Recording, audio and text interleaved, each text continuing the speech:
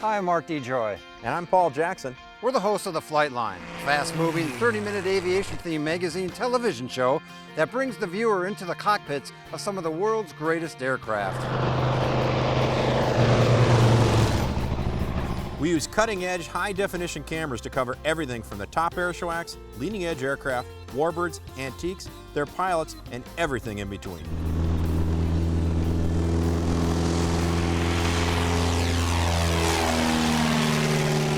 Our program shows the owners and operators of these aircraft, both at work and play, and how they are part of the aviation community. A lot of people call it the Turbine Suburban. It can go on grass at 2,000 feet long strip. It can go on 10,000 feet long, runways going into large metropolitan areas, and it can fit in all places in between.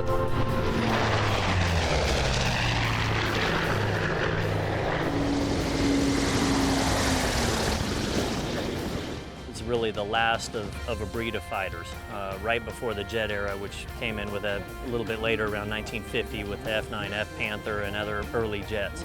But the Bearcat is really kind of a transitional aircraft. It outperforms the P-51 Mustang. It's very nimble.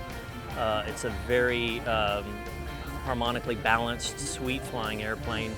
Obviously high performance. It does in knots what the Mustang does in miles an hour. So that's really, from a speed standpoint, the best way to kind of capture the difference. It's, we come into our box for our routine and we're doing, often 400 plus miles an hour for the opening maneuver. Obviously a little bit less than that in the Mustang, but very high performance, and in some ways does feel like the early jets. It has a wing that sets up on approach that's very similar to flying some of the early fighters, jet fighters, and it's just a very nimble, nice flying aircraft. The Corvallis represents the four-seat high-performance offering from Cessna. It's a very quick airplane, very stable, very fun to fly. A lot of people really enjoy it. It has quite a history, other than the fact that it's a Stearman, and all Stearmans have a history.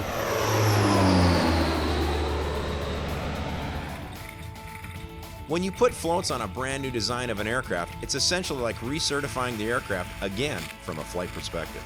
There's a significant amount of structural testing that has to go into it as well. If you can imagine an airplane bouncing across waves across the water, it gets to be pretty rough on the aircraft sometimes. The conditions for flying float planes are, you generally want similar conditions as with land planes. With the exception, you've got to watch winds a little more closely and water conditions. Large swells and float planes, boat wakes don't always mix very well with seaplanes. It does not want to fly by any means. It's a very pilot-intensive airplane, unstable about almost every axis, and is a bit of a dog. It's very physical.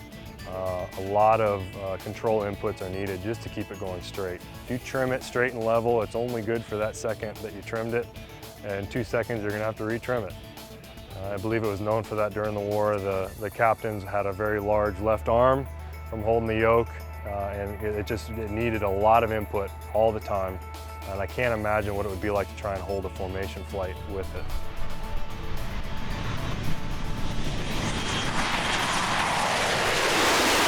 Snowbirds are Canada's military aerobatics demonstration team and are an official squadron of the Royal Canadian Air Force, based in Moose Jaw, Saskatchewan. They first performed in 1971 and operated on a year-to-year basis before being finally established as a permanent squadron in 1978. We actually have 9 aircraft as opposed to 6 that you see in some of the other formations. So more aircraft means more formations that we're capable of flying. We're not going to be able to beat you over the head with raw power and speed. I've been a pilot since the mid-'80s, and I've always been kind of hooked on like bush flying. And off-airport landings is kind of the thing that I enjoy to do. So we'll land in hayfields in the summertime and ice in the wintertime. And a little bit of snow cover gives us just a little bit of braking action. Still gets pretty slippery out there.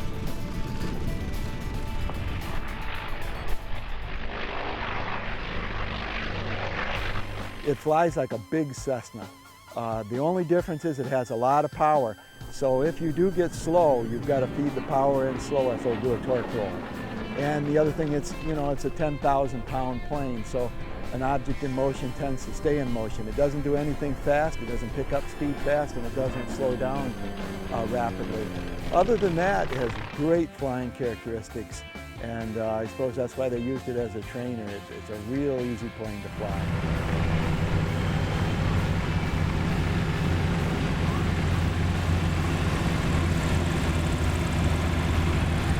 Feeling your butt indicating 0 airspeed here. Yeah.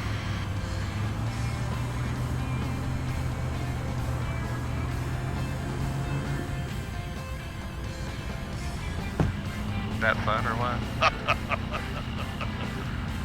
That is wonderful. That's better than a Super Cub there, baby. I think so.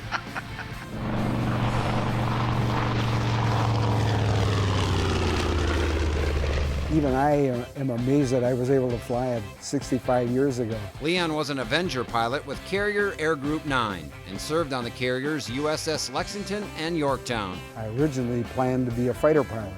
When a British naval officer flew one into the barren field where I was doing my advanced flight training, and a buddy and I spotted this airplane, and we were just enthralled with it. So we went to the officer in charge of assigning our operational aircraft and told him we wanted to be torpedo bomber pilots. And he spent the next half an hour trying to talk us out of it.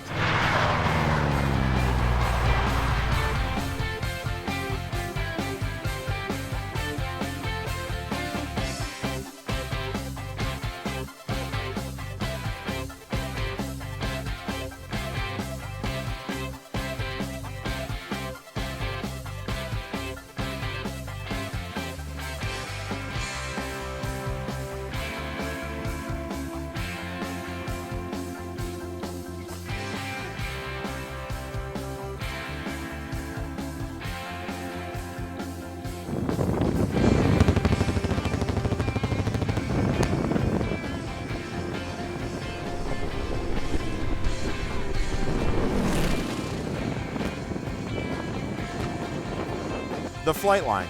We're like an air show every week.